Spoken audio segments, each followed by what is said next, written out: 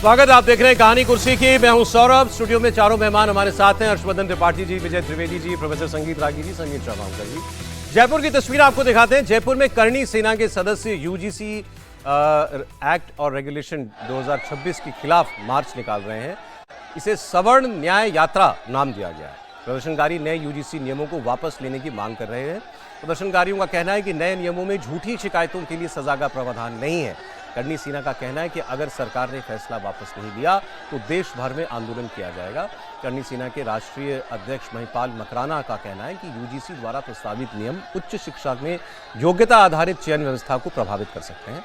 इनका आरोप है कि नई व्यवस्था से विश्वविद्यालयों और महाविद्यालयों में भर्ती प्रक्रिया में पारदर्शिता और समान अवसर की भावना कमजोर होगी। यूजीसी गाइडलाइंस आप सब जानते ही हैं। इस पर काफी हंगामा हुआ था। अब तो इस बात को कुछ महीने बीत गए हैं।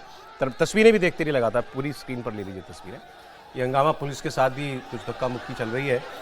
जयपुर की तस्वीरें हैं ये। यूजीसी गाइडलाइंस थी, जातीय भेदभाव रोकने के लिए उच्च शिक्षण संस्थानों में सख्त प्रावधान किए गए थे, लेकिन उसको फिर सवर्ण समाज ने उसको अपने प्रति एक तरफा कार्रवाई वाले प्रावधान माने थे और ये कहा था कि इसमें निहित है कि कोई भी भेदभाव होगा तो वो सवर्ण समाज का बच्चा करेगा। ये मान के ये गाइडलाइंस बनाई हुई है। हंगामा काफ़ी बड़ा था।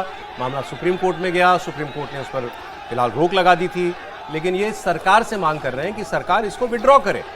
सरकार की गर्दन इसलिए फंसी हुई है क्योंकि कई बैकवर्ड पॉलिटिक्स करने वाली कई पार्टियां जो हैं, उनका दबाव, पिछड़ी जातियों की पॉलिटिक्स करने वाली कई दलों का ये दबाव है कि अगर ये वापस ली गई तो फिर हम सड़क पर उतरेंगे और यहाँ सवर्ण समाज से जुड़े संगठन वो सड़क पर उतरेंगे। लेकिन लगा था कि मामला तो खत्म सा हो गया ये, लेकिन फिर इस प्रदर्शन के जरिए एक बार फिर इस मुद्दे को हवा देने की कोशिश की जा रही है। ये देखिए पुलिस के साथ ये सुलझाने की कोशिश थी। अभी क्योंकि जानबूझ किसी को अपने साथ गलत होता हुआ लगे, उसका हक है कि वो उसको उठाए। लेकिन एक बार जब मामले में सुप्रीम कोर्ट ने कुछ एक्शन लिया है, फिलहाल गाइडलाइंस, वो गाइडलाइंस इन्फोर्स नहीं है ना सर? नहीं है ना। पहली बात तो ये जान लीजिए कि जो करणी सेना का कहना है कि इससे भर्ती प्रक्रिया प्रभावित होगी, तो भर्ती प्रक्रिया का और इससे इस यूजीसी गाइडलाइंस का कोई लेना देना नहीं है। ये तो बच्चों को या जो कुछ भी इस प्रदर्शन में है, ये जानबूझ करके भड़काया जा रहा है, गुमराह किया जा रहा है। दूसरी बात, जो भेदभाव को लेकर जो एससी एसटी के साथ था, वही ओबीसी पर भी लागू कर दिया के संदर्भ में भी लागू कर दिया गया था। तो उनका कहना था कि भाई अब तक तो हम लोग एससी एसटी का झेल रहे थे, अब जो है वो गलत आरोपों को झेल रहे थे, अब जो है वो ओबीसी का भी है। ओबीसी कई जगह डोमिनेंट कास्ट भी है। उत्तर प्रदेश में डोमिनेंट कास्ट है, कुर्मी और कोयरी यादव डोमिनेंट कास्ट के तौर पर है। बिहार के अंदर यादव और कुर्मी डोमिनेंट कास्ट के तौर पर है। अब इनको भी आप उसी श्रेणी में आप शामिल कर दे रहे हैं, तो ये हमारे साथ ज्यादती है और इसमें हमारे उत्पीड़न की संभावनाएं बढ़ जाती है। तो इस चीज को लेकर के बच्चों का एक रिजर्वेशन था। नहीं, वो होना, वो जायज रिजर्वेशन नहीं, वो जायज था। दूसरी बात, एक बहुत बड़ा तबके में जो भारतीय जनता पार्टी का समर्थक है, उसके मन में कहीं ना कहीं ये बात घर कर ये है कि भाई आप एससी एसटी ओबीसी के मुद्दे पर तो आप एक्स्ट्रा माइल चल देते हैं, जब सवर्णों की बात आती है तब आप उस पर जो है, ये आपका अपना वोट बैंक है, आपका कंसोलिडेटेड वोट बैंक है। अभी हम लोग हर साथ हम साथ खड़े होते हैं। की जब बात कर रहे थे, जो है वो हमारा साथ, लोगों ने बताया कि भाई ये भी एक मुद्दा रहा है लोगों के मन में, सवर्णों के मन में एक रोष है और वो जरूर वो भी शायद दिखाई दे रहा है। लेकिन मैं फिर अगेन वही कह रहा हूं भाई, ये किसी भी रूप में समाज के लिए अच्छा नहीं है। ये सरकार की गलती थी, इसमें कोई शक नहीं है। लेकिन जब एक बार मामला ठंडा पड़ गया तो इसको दोबारा कुरेदना भी ठीक नहीं है। नहीं, और अभी इसकी कोई वजह नहीं, कोई वजह नहीं है। हमारा कष्ट ये है कि हिंदू समाज इससे बिखरेगा। मेरा कष्ट यहाँ पर है कि ये ऐसी चीजें हैं जिसके आधार पर हिंदू समाज के अंदर जो है वो, जैसे मंडल के बाद हिंदू समाज बिखर गया था, बहुत मुश्किल से राम मंदिर आंदोलन ने समाज को किसी भी चीज से, जैसे समाज में गतिरोध बढ़े, टकराव हो, कोई भी चीज अच्छी नहीं है। तो ठीक है, तो अब लेकिन फिर भी इसको हवा दी जा रही है। लेकिन ये भी है ना सर, जब रोज रोज बात होगी कि रिजर्वेशन की सीमा 40 से बढ़ाकर 50, 60, 70, 80 की जाए, तो फिर ये भी एक तरह से कहते हैं ना कि उसकी भी प्रतिक्रिया दिखती है जब समाज को एक जहां जाकर सोचना चाहिए, मैं तो बार बार कहता हूं कि जो भी समाज मजबूत होता चला गया, जिनको आप ओबीसी के नाम से कह रहे हैं, तो उनको ओबीसी क्यों कहते हैं, उनको पिछड़ा क्यों कहते हैं, उनको आप लाइए सामान्य वर्ग में। धीरे धीरे तो देश का बड़ा वर्ग सामान्य हो जाए, ये अगड़ा पिछड़ा का भेद खत्म कीजिए। रिजर्वेशन को न्यूनतम करने की बात होनी चाहिए, आप बढ़ाते चले जाते हैं, तो फिर लोगों को लगता है कि फिर हम ये बात क्यों न करें। ये भी समस्या है। ये तब होगा जब रिजर्वेशन बढ़ाने की बात करने वाली पार्टियों को इसमें फायदे की जगह नुकसान दिखाई देने लगे। ऐसा करें लोग कि उनको नुकसान हो। देखिए, ये तो लोगों को सोचना है। राहुल गांधी रोज कहते हैं आरक्षण बढ़ाओ।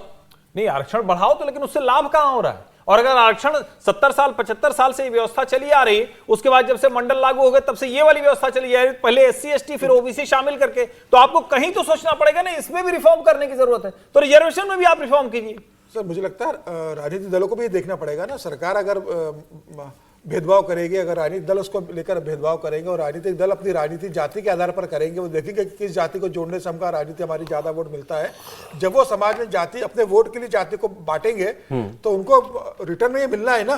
राजनीतिक दल और सरकार ये उम्मीद नहीं कर सकती कि हम अपनी राजनीति के लिए तो समाज को जाति में बांटे, जाति को अपने वोट के लिए इस्तेमाल करें और बाकी जाति के लोगों से कहो कि नहीं नहीं भाई आपको नहीं बटना है, आपको हिंदू बनकर रहना है, आपको हिंदुत्व के अम्ब्रेला में सबको इकट्ठा होकर रहना है।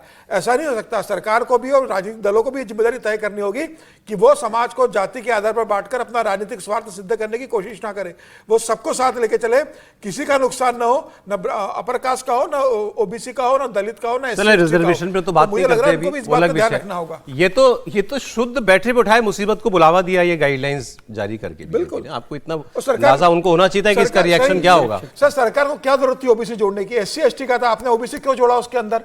हम कह रहे हैं बच्चों पे आपको ये डालने क्यों? शिक्षण संस्थान में और हर तरीके की तरीके होते हैं। कोई किसी बच्चे ने अगर मान लीजिए कोई जातिगत कोई ऐसी टिप्पणी की किसी के ऊपर, आप सस्पेंड करो, रेस्ट्रिकेट करो, जो करना है करो। आप बच्चों के बीच में ये बातें डालते क्यों? ये नियम जो है वयस्कों पे लागू होने दो ना, बच्चों पे मत करो आप। मतलब वयस्कों से मेरा मतलब है बड़ों पे डालो। नहीं, बिल्कुल दुरुस्त बात है। और मैं तो बार बार कहता हूं, विश्वविद्यालय परिसर में छात्र की पहचान छात्र के तौर पर करिए। कोई भेदभाव की वजह से अगर कर रहा है तो उसके लिए कानून है, उसके खिलाफ काम करिए। उसमें जाति क्यों बीच में ला रहा है? अगर जात के बीच उसके पर भी हो रहा है तो उसमें ढेर सारे कानून है। एक कमेंट आपका सर, सब पर सारे विवाद पर फिर आगे। मैं इस बात से सहमत हूं मैं तो, लेकिन ये हो नहीं रहा ना, प्रैक्टिकल बात तो नहीं है। आपने जो बात कही वो ज़्यादा महत्वपूर्ण है कि भाई जब आप उनको जिता रहे हैं तो फिर ये कैसे उम्मीद करेंगे कि इस पर काम हो। आरक्षण को देखो ख़त्म तो किया ही नहीं जा सकता मेरे हिसाब से। आरक्षण को रीक्लासीफाई रीडिजाइन करने की जरूरत हो सकती है कि जो जातियों को जरूरत है, हिम्मत नहीं है। हाँ तो वो हिम्मत नहीं, मैं तो अब वही बात तो मैं कह रहा हूँ कि नहीं है हिम्मत, लेकिन रीक्लासीफाई और रीडिजाइन करने की जरूरत है। और इसको भी समझने की जरूरत है कि सर हम जो लोग कहते हैं कि भाई SC ST उसको मिसयूज कर रहे हैं, तो मुझे बताइए देश का कौन सा ऐसा कानून है जिसका मिसयूज नहीं होता? और यदि इसका परसेंटेज देखें, यदि फैक्ट्स पर हम लोग फैक्ट्स पर फिर वही वाली बात होती है, प्रोफेसर साहब नाराज होते हैं। SC ST एक्ट का कितना मिसयूज हुआ है मुझे बताइए, जिससे ज़्यादा प्रताड़ित SC ST हुए कि नहीं हुए हैं? या OBC को भी ले लेंगे तो क्या होगा? तो मिसयूज तो हर एक कानून का हो रहा है, दहेज का हो रहा है, बलात्कार का हो रहा है, जाति का हो रहा है, सभी कानून का हो रहा है। बात है जो भी बात उन्होंने कही थी। एक छोटा लाइन बोल दूं सर, एक छोटा लाइन बाहर आओ। SC ST रिजर्वेशन और SC STs के लिए जो जाति भेदभाव के लिए कानून बने हुए हैं, उसके खिलाफ जो कानून बने हुए हैं, कभी किसी ने उसके खिलाफ नहीं बोला। मिसयूज हर चीज का हो जाता है। मिसयूज तो एंटी डाउरी एक्ट का भी होता है, वही कह रहा हूं ना, सबका मिसयूज वो बात नहीं है।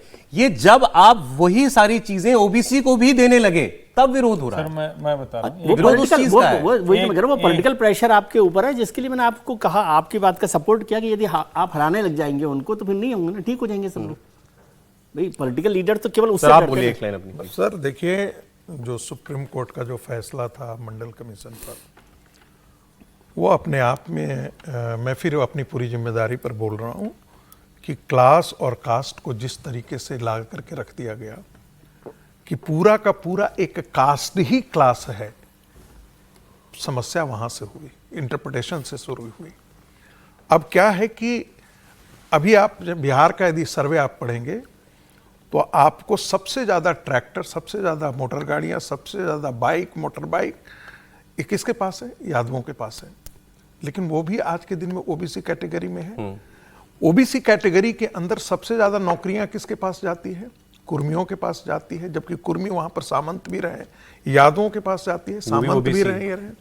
इसके बाद उसमें यदि कहार को बेनिफिट मिलता, यदि कोयरी को बेनिफिट मिलता, इन सबों को मिलता, तो बात समझ में आती है। लेकिन ये बात मैं आपको कह रहा हूं, इसीलिए उस देखा पर गया बात होगा, नहीं होती। सुप्रीम कोर्ट ने रिजर्वेशन विद इन रिजर्वेशन की बात की थी, उसका भी एससी और एसटी ने। अब आप मुझे बताइए, जिसका बाप जो है वो इंजीनियर हो, चीफ इंजीनियर हो, जो माँ जो है वो डॉक्टर हो, उसके बेटे को भी एससी में रिजर्वेशन मिलना चले सर चाहिए। अगली खबर में बढ़ते हैं, इस पर काफी बात कर सर, ली मैं एक हमने। लाइन हाँ, उससे बोल रहा हूं।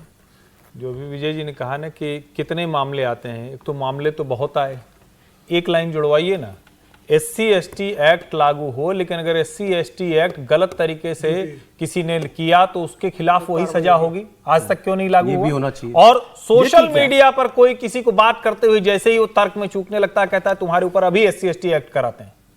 मैं ये कह रहा हूं, इसके दुरुपयोग का ये मसला है, बाकी कोई दिक्कत नहीं। अगर कोई किसी के साथ जातीय आधार पर भेदभाव कर रहा है, गलत कर रहा है, तो उसके खिलाफ कानून है। बिल्कुल लेकिन होना कोई जो गलत तरीके से कराता है और धमकी देता है, ब्लैकमेल करता है, उसके खिलाफ क्या रेमेडी? समय समय के साथ समीक्षा होनी चाहिए। कोई भी कानून या हर चीज, रिजर्वेशन भी है, कोई उसके रैशनल, मतलब वो रैशनल है कि नहीं है आज की परिस्थितियों सर, में। ये रिजर्वेशन तो बात न्यूनतम करना पड़ेगा, नहीं तो विकसित भारत 2047 का सपना सपना रहे। चलें सर, ठीक। कॉकरोच जनता पार्टी ने खुद को एक तरीके से छात्रों का मसीहा बताया दिल्ली आंदोलन में। अब अभिजीत दीप के भारत की शिक्षा को ठीक करने के लिए अमेरिका से चल के आए, जंतर मंतर पर नीट पेपर लीक के खिलाफ आंदोलन खड़ा किया, आंदोलन चल निकला। अब एक दूसरा आंदोलन जो चल रहा है उसकी सुध कोई ले नहीं रहा था। झारखंड में भी छात्र इसी मुद्दे पर सड़क पर हैं, छात्र छात्राएं।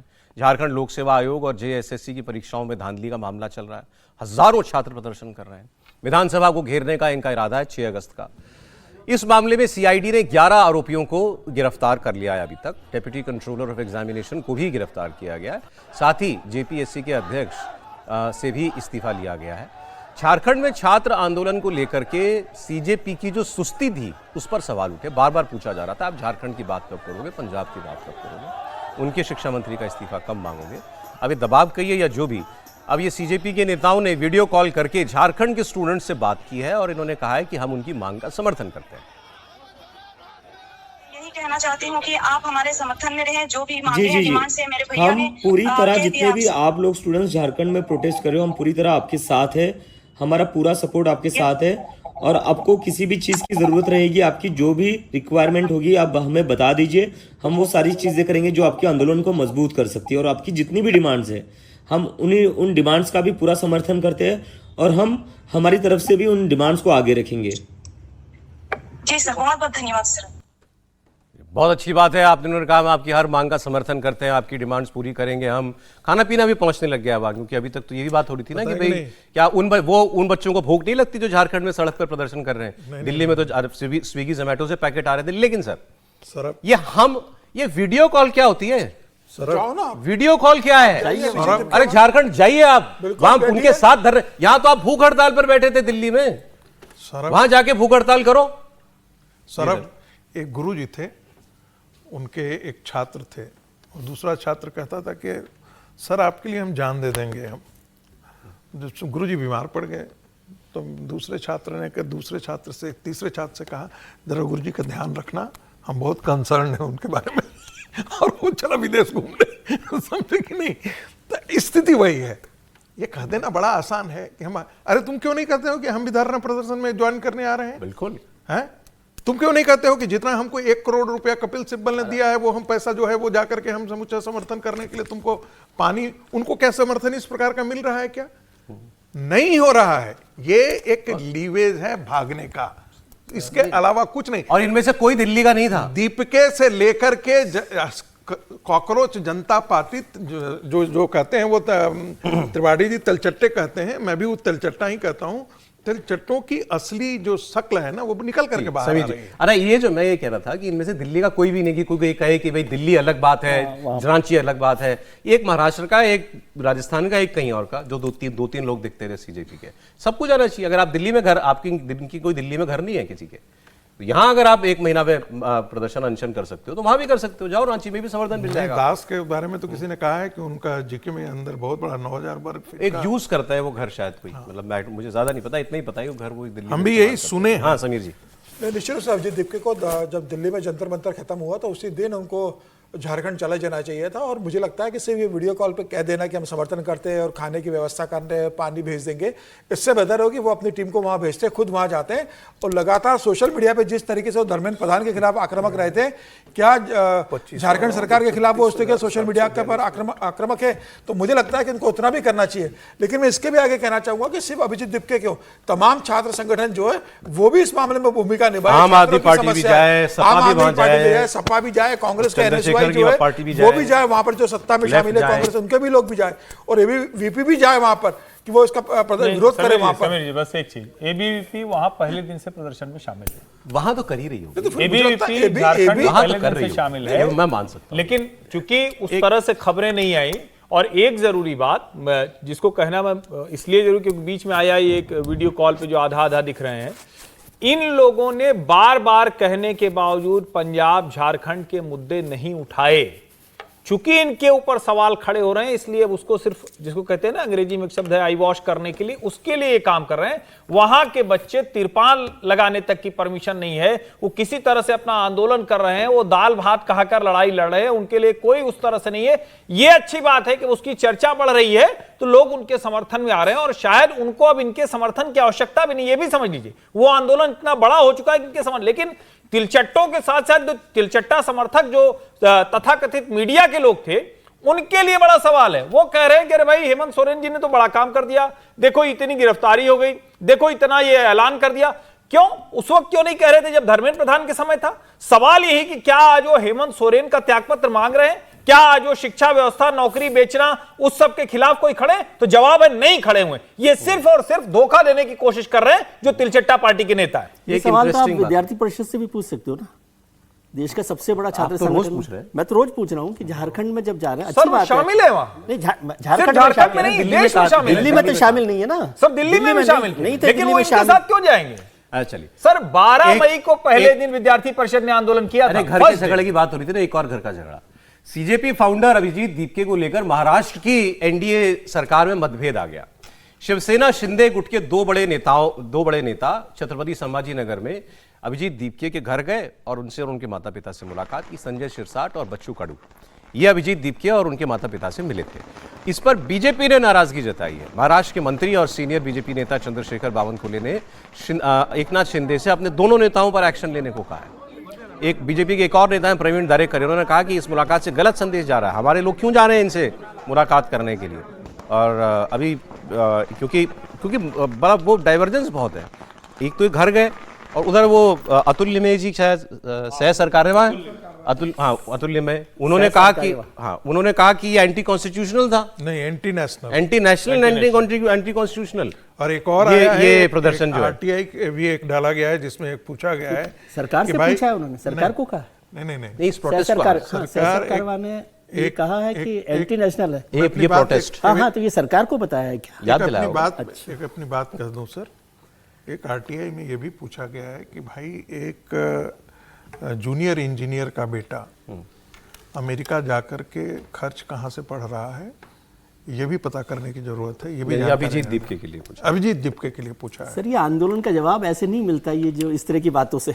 नहीं सर, इसमें तो ठीक है, सवाल ठीक है, सवाल तो गलत नहीं है, ठीक है, सवाल तो गलत नहीं है ना, जवाब ऐसे नहीं मिलते, सवाल तो गलत नहीं है ना। जाते जाते आपको फिर उपचुनाव का अपडेट देते। बिहार की बांकीपुर चुनाव में बहुत बड़ा उलटफेर होता हुआ दिखाई दे रहा है और लगभग तय ही मानिए अब कि प्रशांत किशोर ये सीट जीत रहे हैं। बीजेपी के किले पर फतेह होती जा रही है इस वक्त पीके की। कोई ताजा राउंड का अपडेट आप दे दें त्रिपाठी जी, तो फिर हम लोग फिर देख रहे हैं। आज आप मेरे पास तो जो जानकारी है, राउंड हो गए और 38,201 प्रशांत किशोर, 26,912, मतलब 12,000, यानी कुल मिलाकर देखें तो ये 11,289 मतों से किसी भी राउंड में अंतर घटा नहीं। मेरे पास जो सोर्स है वो बीजेपी से ही आया है, बीजेपी के एक कार्यकर्ता ने भेजा है पटना से।